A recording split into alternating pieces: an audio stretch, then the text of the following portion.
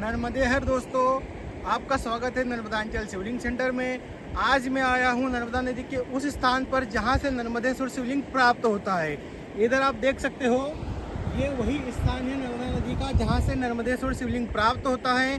वैसे तो नर्मदा नदी की जो लंबाई है वो 1312 किलोमीटर है, लेकिन इधर पीछे मेरा गाँव है ग्राम बकावा। यहाँ से 2 किलोमीटर पूर्व की दिशा में ये वही स्थान है जहाँ से नर्मदेश्वर प्राप्त होता है। इधर 1 किलोमीटर पूर्व की दिशा में बाजीराव पेशवा जी का समाधि स्थल है। अभी आज मैं आपको नर्मदेश्वर शिवलिंग के बारे में संपूर्ण जानकारी देने वाला हूँ। कहाँ से निकालते हैं, कैसे निकालते हैं, शिवलिंग कहाँ बनता है, किस प्रकार तैयार होता है, संपूर्ण जानकारी इसी वीडियो में देने वाला हूँ। बने रहिए हमारे इसी वीडियो में। तो नर्मदा नदी से जो है टेढ़े मेढ़े पत्थर निकलते हैं कुछ इस तरीके से। ये आप देख सकते हैं, यह जो पत्थर है इस आकृति में निकलते हैं। हम फिर इन्हीं जो पत्थर होते हैं इनको हमारे घर ले जाते हैं, फिर इन्हें मशीनों से तराश के गोल आकृति में इनका शिवलिंग बनाते हैं। जब इनका हम शिवलिंग बनाते हैं तो इनके अंदर से कुछ प्राकृतिक आकृतियाँ उभर के बाहर आती है, जो कि संपूर्ण तरीके से प्राकृतिक होती है। अभी आप देख सकते हैं कि ये शिवलिंग जो है, हम पत्थर यहाँ से घर ले गए थे, उसका सिर्फ हमने शिवलिंग बनाया। तो इसमें आप देख सकते हैं कि जो भी है ये इसमें जनेऊ बनी हुई है, पूरी माला है, ये पूरी तरीके से प्राकृतिक है। जब यहाँ से निकाले गए पत्थर को मशीनों से तराशा जाता है, उसके बाद हमें पता चलता है कि इसके अंदर आकृति कैसी निकलती है। अगर आप सोच रहे हो कि नर्मदा नदी से कुछ इस तरह से संपूर्ण गोल पत्थर निकलता है, नर्मदा नदी से कभी भी शिवलिंग के आकार का पत्थर कभी नहीं निकलता।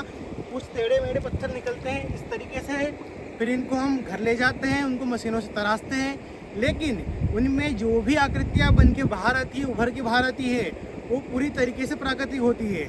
लेकिन नर्मदा नदी में मिलने वाला शिवलिंग कभी पूरी तरीके से संपूर्ण गोल आकृति में नहीं होता, इन्हें मशीनों से तराशा जाता है। यहाँ आप देख सकते हो बहुत सारे पत्थर है, और यहाँ से हम लोग कई सारे पत्थर लेके जाते हैं, उनका शिवलिंग बनाते हैं। और बहुत सारे शिवलिंग बनाने के बाद कभी कभी ऐसा होता है कि मान लीजिए कि 10 या 20 हज़ार शिवलिंग में से कोई एक शिवलिंग ऐसा निकलता है जो कि बहुत अद्भुत होता है। इसका मतलब ये है कि उसके अंदर जो आकृतियाँ होती है वो बहुत दुर्लभ होती है, जो कि नॉर्मल किसी भी सामान्य शिवलिंग में नहीं दिखाई देती।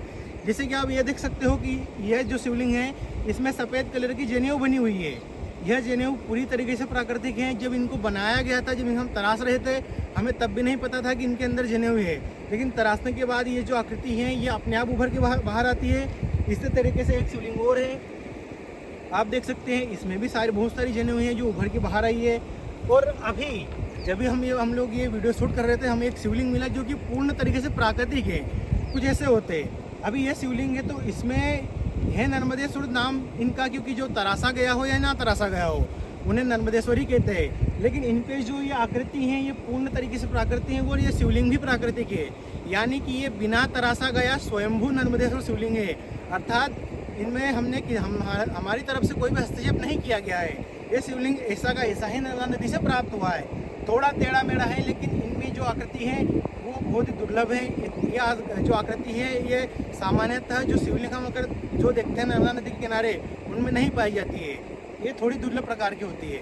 आगे और आपको जानकारी देंगे, बने रहिए। नमस्कार दोस्तों, अभी मैं आपको दिखाने वाला हूँ कुछ दुर्लभ शिवलिंग जो कि हमें नर्मदा नदी से प्राप्त हुए थे।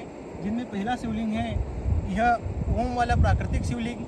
इनमें आप जो देख रहे हैं ओम की आकृति, यह पूरी तरीके से प्राकृतिक आकृति है।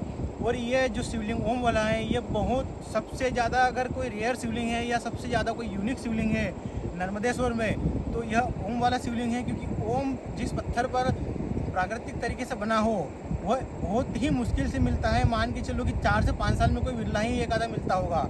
तो ये जो आप देख रहे हो इस पे जो प्राकृतिक आकृति ओम की बनी हुई है, यह सबसे दुर्लभ शिवलिंग माना जाता है नर्मदा नदी का। नर्मदेश्वर शिवलिंग का जो सबसे अच्छा या सबसे बेस्ट रूप है तो यह सबसे उत्तम रूप ओम वाला शिवलिंग होता है। लेकिन इसमें समस्या ये है कि ये कभी भी आसानी से मिलता नहीं है। साल 2 साल 3 साल में बहुत ही मुश्किल से एक आध बार मिलता है।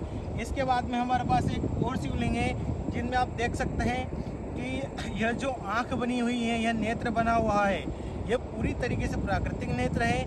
यह भी बहुत ही दुर्लभ शिवलिंग है जो कि बिल्कुल भी आसानी से नहीं मिलता।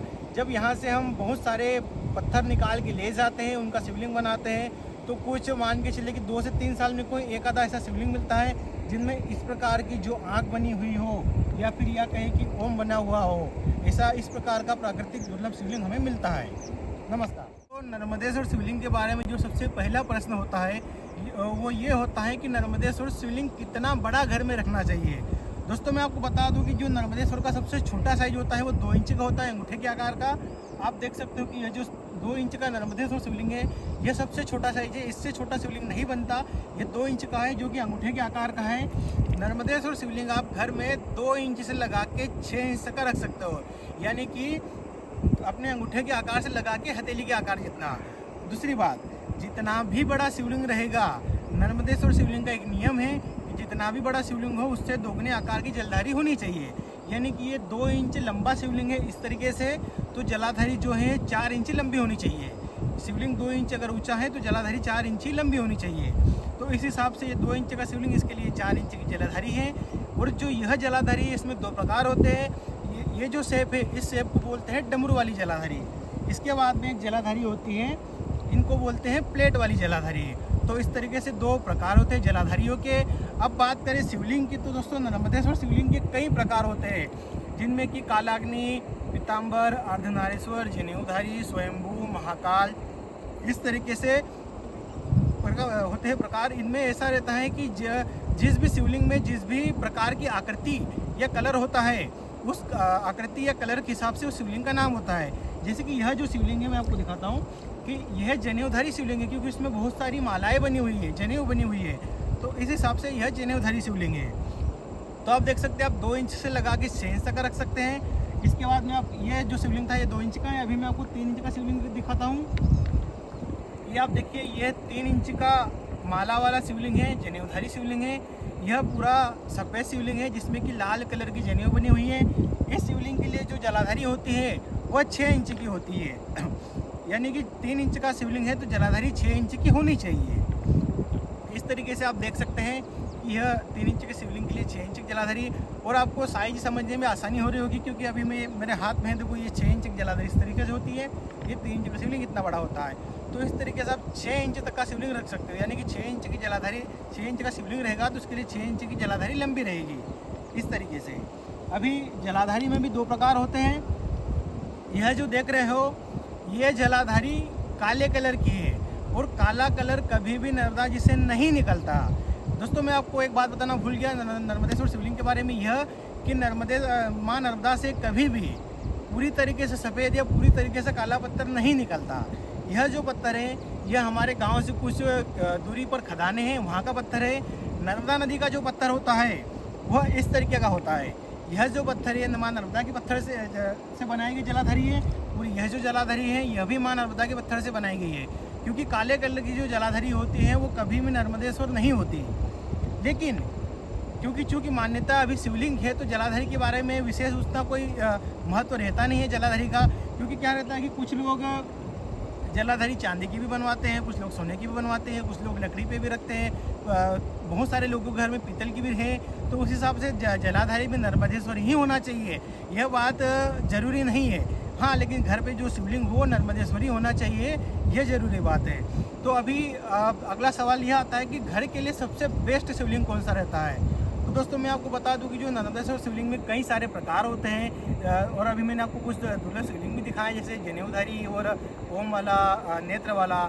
लेकिन जो घर के लिए जो सबसे बेस्ट शिवलिंग होता है वह शिवलिंग होता है स्वयंभू शिवलिंग। स्वयंभू शिवलिंग उसे कहते हैं जिस शिवलिंग का जो कलर है वो पूरा प्लेन हो और डार्क कलर में हो, मधु कलर में, यानी कि हनी के कलर का हो, उस शिवलिंग को कहते हैं स्वयंभू नर्मदेश्वर शिवलिंग। यह शिवलिंग घर के लिए सबसे बेस्ट होता है, सबसे उत्तम होता है। चाहे बच्चे पूजा करें या बूढ़े या जवान कोई भी पूजा करे, सबसे बेस्ट होता है। इनके अलावा और कुछ मान्यता है, जैसे नर्मदेश्वर शिवलिंग में अर्धनारीश्वर एक प्रकार होता है शिवलिंग का, उनका भी काफ़ी नाम चलता है। लेकिन वो शिवलिंग सिर्फ पति पत्नी के लिए होता है। जो अर्धनारीश्वर शिवलिंग होता है उनकी सिर्फ पति पत्नी पूजा कर सकते हैं। यह जो स्वयंभू शिवलिंग होता है ये सभी के लिए होता है। इनमें ये आप देख सकते हैं कि ये जो स्वयंभू शिवलिंग है उनके साथ में माँ नर्मदा के पत्थर से बनाई गई जलाधारी है और ये जो जलाधारी है ये खदान के पत्थर की जलाधारी है। तो इस तरीके से ये 2 प्रकार होते हैं जलाधारियों में। अभी नर्मदेश्वर शिवलिंग में एक जो तीसरी चीज़ होती है वो होता है अखंड शिवलिंग। अखंड शिवलिंग का मतलब होता है कि जैसे ये जलाधारी और ये शिवलिंग दो अलग अलग भाग है, यानी कि शिवलिंग अलग है, जलाधारी अलग है। लेकिन एक जो अखंड होता है उसमें जलाधारी और शिवलिंग दोनों एक ही पत्थर से बनाते हैं। वो कुछ इस तरीके से होता है, ये आप देख सकते हैं। इसमें जो शिवलिंग का भाग है और जो जलाधारी का भाग है, इसमें जलाधारी डमरू वाली है और शिवलिंग 2 इंच का। तो यह जो पूरा शिवलिंग और जलाधारी ये दोनों एक ही पत्थर से बनाया गया है। इन्हें कहते हैं अखंड नर्मदेश्वर शिवलिंग। इसमें भी आप देख सकते हैं कि कुछ प्राकृतिक लाइनें उभर के आई है। दोस्तों, नर्मदेश्वर शिवलिंग के बारे में एक बात और है कि नर्मदा नदी से चाहे आप 10 शिवलिंग निकालो या 10 करोड़ शिवलिंग निकाल लो, कभी भी कोई भी शिवलिंग समान सेम आकृति में नहीं निकलेगा, क्योंकि चूँकि जो आकृतियाँ होती हैं वो प्राकृतिक होती है। तो जैसे कि जो इंसान का फिंगरप्रिंट होता है उसी तरीके से शिवलिंग होता है नर्मदा माँ नर्मदा का। आप चाहे कितने शिवलिंग निकाल लो, कितने पत्थर निकाल लो, कोई भी कभी भी सेम आकृति में नहीं निकलता। हाँ, मिलता जुलता जरूर मिलता है, लेकिन सेम नहीं मिलता। तो इस तरीके से आप देख सकते हैं कि ये हम बात कर रहे थे अखंड शिवलिंग की। अखंड शिवलिंग इसमें जो रहता है कि ये शिवलिंग और जलाधारी एक ही भाग से बना है, तो इनको अखंड बोलते हैं। तो दोस्तों, इस तरीके से मैंने जो अभी आपको संपूर्ण जानकारी दी। अगर आपको इसके अलावा कुछ और जानकारी चाहिए या आपके मन में कोई और प्रश्न है तो आप हमें नीचे कमेंट करके बता दीजिए। इस वीडियो को अपने दोस्तों तथा अपनी फैमिली में शेयर कीजिए और लोगों तक सही जानकारी पहुँचे कि शिवलिंग कहाँ से निकलता है, कैसे निकलता है। कोई खदान का पत्थर ना ले ले, नर्मदेश्वर के नाम पे या शालिग्राम ना ले ले। तो दोस्तों, इसी की वजह से मैंने आपको सारी जानकारी यहाँ पर आके दी। दोस्तों, अगर आपको ये वीडियो पसंद आया हो तो आप हमारे चैनल को सब्सक्राइब कर दो, हमारे वीडियो को लाइक कर दो और अपने दोस्तों में शेयर कर दो। नर्मदे हर, जय सिया राम, नर्मदे हर।